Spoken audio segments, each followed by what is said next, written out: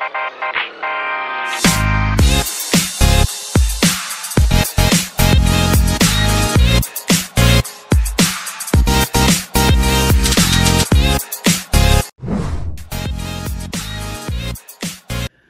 à tout le monde, c'est bien moi Anne Fungizanga, appelée intimement par mes amis Anne FGG la patoche de la presse. Aujourd'hui, comme je disais, nous allons voir 4 conseils pour réussir un entretien d'embauche. Vous savez, aujourd'hui de nos temps, ça devient un peu compliqué selon les gens pour avoir du boulot si facilement. Mais nous, aujourd'hui, on a donné 4 points qui vont vous permettre d'avoir ce que vous voulez dans la vie. Pour les boulots que vous voulez et tout. C'est pourquoi nous sommes là, pour en discuter un peu. Si vous voyez que c'est que nous disons maintenant là, vous avez quelque chose à rajouter, n'hésitez pas de nous écrire par message ou par commentaire ce que vous avez à rajouter. Parce que notre mission, c'est de juste aider each other, de s'aider entre nous, Africains, entre nous, au monde, quoi. Tout le monde s'aider à se comprendre et, à savoir un peu comment évoluer dans la vie. Vous savez, quand vous allez dans un entretien d'embauche, démontrez d'abord aux recruteurs que vous êtes intéressé par leur façon, par la société, par l'entreprise. Démontrez que vous aimez cet endroit-là. En apportant par exemple un carnet, un stylo avec vous, soyez professionnel quand vous allez dans ce genre d'endroit que vous voulez visiter, que vous voulez travailler et vous voulez faire partir de l'équipe de cette entreprise. Votre body language, c'est déjà la clé de ce que vous allez accomplir. Alors, le plus important quand vous passez à un entretien d'embauche, dans cette étape d'introspection, c'est de savoir concrètement où est-ce que vous allez faire, où est-ce que vous allez vous focaliser. Professionnellement parlant, dans une entreprise, il y a beaucoup de domaines. You understand? Vous comprenez, il y a beaucoup de domaines. Quand vous venez dans une entreprise, vous faites des recherches, vous regardez dans quel domaine je vais œuvrer. Apprenez aussi à savoir plus sur ces domaines-là. Comment est-ce que vous allez? C'est un peu ça. Il faut faire en sorte, il faut comprendre, il faut vous-même poser des questions en vous-même. Comment est-ce que vous allez, autrement dit, quelle est votre ambition professionnelle? Comment est-ce que vous souhaiterez arriver sur cette ambition professionnelle, dans cette société-là? Qu'est-ce que vous allez rapporter sur cette nouvelle société que vous voulez adhérer? À partir de ce moment-là, tout est clair dans votre tête et vous serez à mesure, même quand vous êtes devant votre recruteur, vous savez comment vous... How to stand. On m'a dit de parler plus le français. Donc, vous savez comment vous défendre devant votre recruteur. Donc, c'est un peu ça. Alors, en effet, si vous avez un projet professionnel, en effet, si vous n'êtes pas sûr de ce que vous devez faire dans la vie, parce qu'il y a d'autres personnes qui ne savent pas ce qu'ils veulent. Ils voient seulement une société, on dit combien, on paye autant. Vous partez là-bas sans savoir ce que vous voulez. Si vous ne savez pas ce que vous voulez, entrez dans cette société. Choisissez un élément que vous aimez, ou même si vous ne vous aimez pas, au fur et à mesure, vous étudiez ça en fait. Vous apprenez sur ça. Vous allez avoir plusieurs capacités qui vont vous permettre de bien faire votre boulot. Faire de recherche sur ça, Et quand vous allez être sûr de savoir que, ok, je vais aller travailler dans cette société ici, il y a des postes autant que j'aime pas vraiment faire, que je connais rien dessus. Je vais apprendre sur ça. Et quand j'irai pour mon entretien, ça va me faciliter la tâche. Et quand on me donne le travail, je vais bien faire ça et je vais traîner au boulot. Raison pour laquelle beaucoup de gens perdent leur boulot. Parce qu'ils travaillent pas avec amour. Tu ne travailles pas avec amour parce que tu n'as pas appris. Tu n'as pas appris avant de venir là-bas. Tu n'as pas mis ton cœur, tu n'as pas mis ta tête. Donc, voilà, comme je disais, avant que nous commençons nos étapes pour l'entretien d'embauche, je salue d'abord nos abonnés et je vous demande tout simplement de nous aider à vous abonner si c'est votre première fois sur notre chaîne. Merci déjà de le faire et de partager nos vidéos, ça serait vraiment sympa. Et de ne pas hésiter de nous écrire parce qu'on est là pour vous répondre à toutes vos questions. Comme je disais, notre entretien d'embauche, le numéro 1, c'est de faire un bilan sur votre point fort et votre point faible. Nous avons tous des points forts et des points faibles de notre vie. On a tous des défauts. On a tous des capacités et des valeurs. Avant toute chose, Si vous n'avez pas l'habitude de retenir, prenez un carnet. J'ai toujours le conseil. J'aime toujours dire aux gens de prendre un carnet, d'écrire ce qu'il est fort à faire, ce qu'il est faible à faire. Cela va te permettre, quand tu pars chercher un boulot, tu connais déjà, comme je pars comme ça pour cet entretien, j'aurai ce travail-là. Esprit positif, parce que tu connais déjà tes faiblesses et tes défauts. Nous devons faire le calcul, nous devons faire l'étude de nous-mêmes avant que les gens commencent toujours à nous juger et avant que nous puissions vivre selon les dires des gens. Toi-même, tu peux faire l'examen de conscience pour réussir un entretien d'embauche. Et notre deuxième point, c'est qu'il faut que vous puissiez vous renseigner sur l'entreprise, la culture de l'entreprise, les valeurs de l'entreprise, l'actualité de l'entreprise. Comprenez? Mais également du secteur de l'entreprise. En tout cas, essayez de comprendre la totalité des missions de l'entreprise.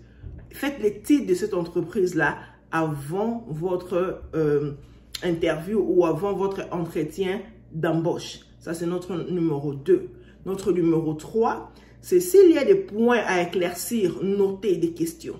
Il faut savoir noter des questions. Vous comprenez un peu? Il y a des gens à qui vous parlez, il n'a pas l'habitude de poser des questions, même s'il n'a pas compris. Ça, ce n'est pas bien. Quand vous posez des questions, ça montre votre capacité intellectuelle. You know? So, n'hésitez pas de prendre toujours note au cas où vous ne comprenez pas ce que vous êtes en train de lire, par exemple, sur cette entreprise-là. You know? Dans chaque entreprise, il y a toujours des gens qui peuvent vous répondre dans toutes vos questions. Vous pouvez vous préparer et avant votre interview, vous appelez même. Vous appelez même la société. Ah, j'ai une question comme ça pour vous. Comme ça se passe comme ça chez vous. Comme ça, on va vous répondre. Il y a des personnes disponibles pour ça. Vous comprenez? Donc, c'est un peu ça. Toutes les informations, l'Internet nous a facilité la tâche. Il y a toutes les informations sur chaque entreprise sur cette terre ici. Donc, tout ça se trouve sur Internet. Si vous avez vraiment envie d'être embauché dans cette société-là, allez-y sur Internet, faites des recherches. Il y a certains sites, il y a certaines entreprises, même des questions d'embauche, tout est là-bas. Même les questions qu'ils posent aux gens, tout est là-bas. You know? Quand vous pensez à être embauché quelque part, vous devez mettre dans votre tête que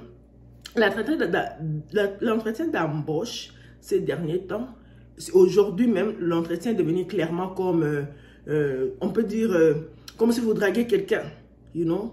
Entre guillemets, on peut dire. Donc, vous imaginez un homme, bon, j'ai dit surtout les hommes à l'époque, quand les hommes draguaient les femmes à l'époque. Donc, c'était vraiment, tu dois convaincre la femme pour que vous puissiez être accepté. You know? Vous parlez à une femme pour que vous puissiez être accepté.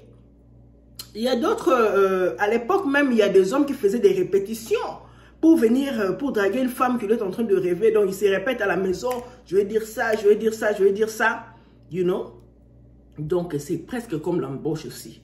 Répétez-vous, arrangez les phrases. Donc, mettez-vous bien convenablement, professionnellement. Et que pour que quand vous allez partir pour votre entretien, vous puissiez convaincre le recruteur. C'est partout, c'est même comme dans le business. Si vous voulez convaincre votre client, mettez-vous convenablement, savez comment, apprenez comment bien parler pour donner cette envie-là au recruteur de vous prendre. C'est vice-versa avec la société. Il y a certaines sociétés qui savent se vendre. On vous dit, chez moi, je paye autant. Je vous donne comme ça, comme assurance. Vous avez ça, les healthcare est toujours couvert, votre retraite est rassurée. Vous voyez? Donc, c'est un peu ça. C'est vice-versa. Faisons un effort. Quand nous faisons ce genre d'embauche, préparons-nous en conséquence. Donc, aujourd'hui, clairement, quand vous êtes un entretien d'embauche, vous êtes aussi là pour savoir si vous allez plaire à l'entreprise. Il faut plaire à l'entreprise. Si vous allez aimer le travail, mais vous pouvez vous mettre vous-même, toi-même, parce que quand tu choisis cette entreprise-là, c'est-à-dire que tu dois l'aimer. Et à travers tes recherches, tu vas encore l'aimer plus. C'est pourquoi nous recommandons souvent des gens de toujours faire des recherches. C'est un peu ça. Donc, en conclusion, faites un effort de comprendre l'entreprise. Et quand vous allez faire une interview, vous avez en face de vous la culture de l'entreprise, au fait. Donc, faites un effort de plaire le recruteur, et que les postes aussi puissent vous correspondre, you know. Ou encore, si vous faites ce travail juste pour l'argent, mais je ne conseille pas souvent que les gens se mettent en tête, ah, je le fais seulement pour l'argent. Quand vous faites le travail avec amour, tu le fais avec argent, mais tu le fais aussi par rapport au chef d'entreprise. La personne qui a créé cette entreprise-là, il veut que le travail puisse bien se faire. Faites bien votre travail. Si tu n'aimes pas ce travail, ne te dérange pas d'aller toujours faire le travail que tu ne veux pas. Au moins, même un minimum d'amour dans cette société-là, qu'on t'a engagé, ça te fait aussi du bien, ça t'enlève le stress aussi. C'est pourquoi nous voyons beaucoup de gens, surtout en Occident, ils sont remplis de stress parce que ce sont des travails qu'ils ne veulent pas. Faites des recherches dans ces mêmes entreprises-là. Vous pouvez rentrer à l'école et vous montez un peu de grade, quoi. Donc là, vous êtes là, vous travaillez un peu trop dur. Mais quand vous montez, plus vous faites moins d'argent, beaucoup d'argent, et ça va un peu vous diminuer de stress. Vous voyez que c'est simple pour être embauché dans certaines entreprises et vous sentir à l'aise. Donc c'est un peu ça, on s'arrête là aujourd'hui. N'hésitez pas à vous abonner sur notre chaîne FGG Talk TV, à partager nos vidéos. On est là ensemble et on accepte toutes les suggestions. On est là pour vous. N'hésitez pas de nous écrire, comme d'autres personnes font des remarques, des reproches. On est là pour vous. Ça va nous permettre aussi de développer notre chaîne. Merci beaucoup la famille. Bonjour la famille, c'est bien moi Anne Fungizanga, autrement appelée Anne FGG, la patoche de la presse. Aujourd'hui, nous allons parler de 4 conseils d'entretien d'embauche partout au monde. Donc, comme vous voyez, de nos jours, l'entretien d'embauche est devenu comme si vous draguez une femme, oh yes, entre guillemets. C'est-à-dire, vous devez faire un effort de convaincre votre recruteur. Et vous vendez en fait, vous vendez chez votre recruteur. Et c'est vice-versa. L'entreprise aussi vous montre de quoi ils sont capables. Cela ne va pas dans un sens unique. Donc, cela va vice-versa entre vous. Vous devez savoir comment vous préparer pour cet entretien d'embauche. Abonnez-vous sur notre chaîne pour plus de notifications. Et ce dimanche, nous allons voir 4 points d'entretien d'embauche sur notre chaîne. Merci beaucoup. Continuez à nous suivre. Partagez nos vidéos. À demain.